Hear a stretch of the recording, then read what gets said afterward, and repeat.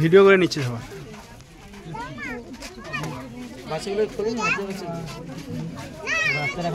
এখানে তো প্রায় হরিণ দেখি, আজকে হরিণ নেই কেন? এখানটা পুরো হরিণ দেখতে পাওয়া যায়। না না, এমনিতেই এখানে প্রচুর হরিণ থাকে। ও এইটাই যে সে বর্ষা পুষ্ট এটাই আর কি। এখানে হরিণ প্রচুর। তাহলে দিকে দেখাও, ওদের দিকে তাকান।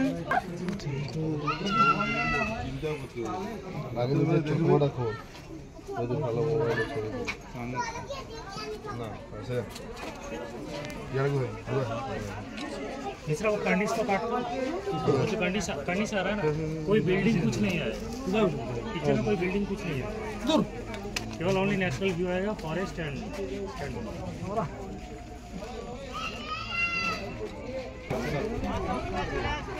चले